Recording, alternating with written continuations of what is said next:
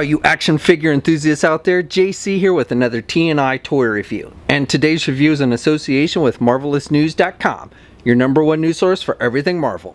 And for today's review, I'm going to be taking a look at the brand new Marvel Legends 6-inch X-Men Multiple Man figure from Hasbro. Now this figure comes packaged in the same style that we've been seeing with all the X-Men Marvel Legends. You've got the black box with the yellow highlights. Up at the top, you've got the Marvel Legends series logo. At the very top, you've got that X logo. The figure's clearly displayed in the window box. Down below, you've got the X-Men title and the name of the character.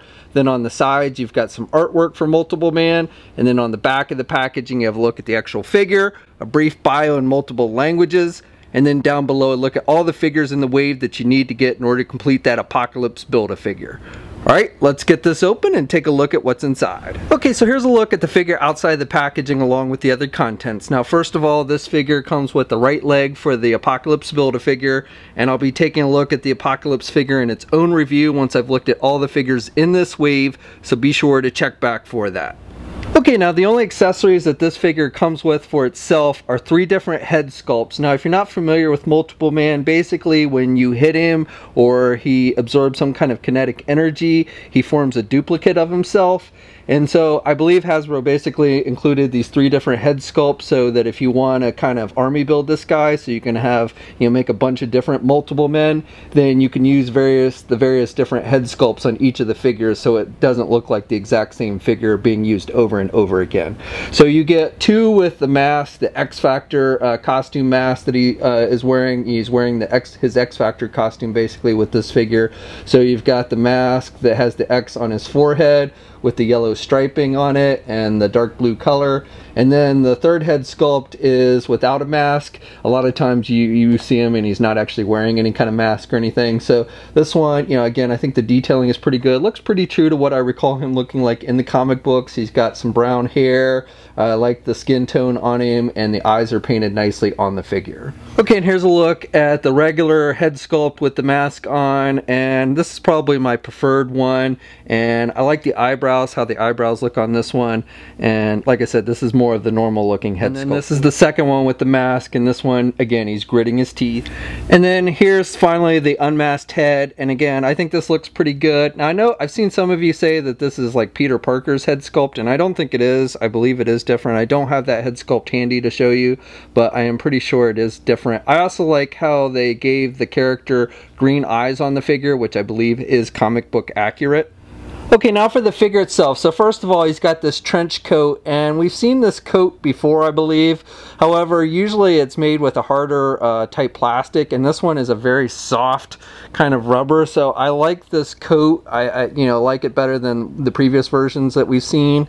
And honestly, every time I look at this coat, I think we're going to see this coat again when Hasbro finally gets around to giving us a Gambit figure, because I think it would work great with that character. Now the sleeves of the coat are sculpted on there. I believe these are the same arms that were used with the Red Skull figure.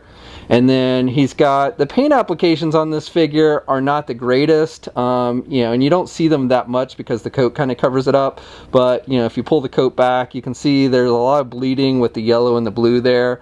So I mean, it's not horrible, but it's not fantastic either. Also here you can see some blue onto the yellow here on the little circle there. Now the other downside to this figure is I like this costume, but to me this costume, I think it would have been better if they had done one of his more modern looks, unless they're going to end up giving us the entire 90s X Factor team.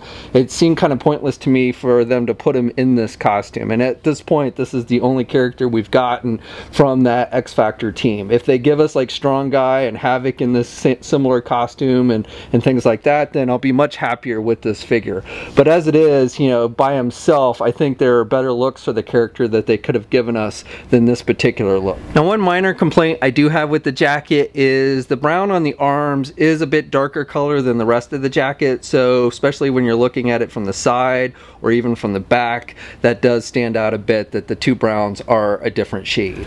Okay, now this figure stands right about 6 and just a little bit under 6.5 inches tall.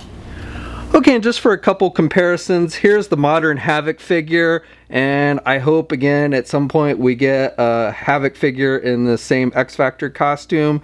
That's really, you know, again, I'm having hope that Hasbro chose this costume because they plan on doing the other team members, but I guess we'll just have to see.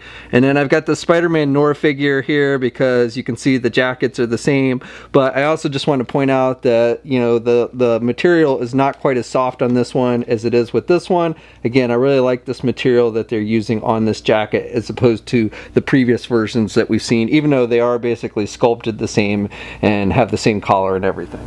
Okay, so for articulation, you can turn the head to the left and to the right, and he can look down about that much. Pretty good looking down. And then for looking back, he can look back pretty good as well. The coat does limit some of the movement, but he can still get his head back pretty good. You don't really get any head pivot with this one. Arms attached with your standard ball hinge joint there at the shoulder, so you can get his arm out good. Has good rotation there at the shoulder. Has a bicep swivel. Has a single hinged elbow, but he can still bend the elbow actually pretty good there. And then you get rotation there at the elbow. You get rotation with the hands. You have hinges on the hands. You've got the up and down movement there. You've got a midsection joint, so he can crunch forward pretty good. The jacket does go straight back though when he's crunching forward, and then he can crunch back or look back a little bit, but the jacket does limit some of that movement. He does have a waist swivel, and then with the legs, he can do the splits only about that much. So he really can't do the splits very well. And then he can get his leg up high though, and he can do his leg back. And he's got a thigh swivel. He's got a double jointed knee, so good bending there at the knee. He does have a thigh swivel. And then with the feet, you've got hinges, so up and down movement, and you do have ankle pivot and 2 peg holes on the bottom of the feet. Okay, so that's my review. So overall, I would say there are pluses and minuses with this figure. I like the jacket. I like that they gave you alternate heads with this one, so if you do want to kind of buy a bunch of them or multiples of them, you know, you can kind of vary them up, which is cool. I don't really dig this choice of outfit for the character though, again, unless they are going to give us the rest of the X-Factor team with these outfits at some point, but otherwise I think they could have definitely gone with a better choice, a more modern look for the character. Now this figure, along with the rest of the wave, has started to see a limited release, and we'll see a full release by the end of this month or early next month. We'll have a full image gallery up at marvelousnews.com. There'll be a link in the video description below. As always, leave a comment, let me know what you think. If you're so inclined, please like this video, and if you haven't already, please subscribe to the channel by hitting that button down below. Also, please hit that bell notification so you're alerted every time I do upload videos. You can also follow me on my Facebook, Twitter, Instagram, and Twitch accounts. I have links to all those in the video description as well. And until next time, guys, I'll catch you later.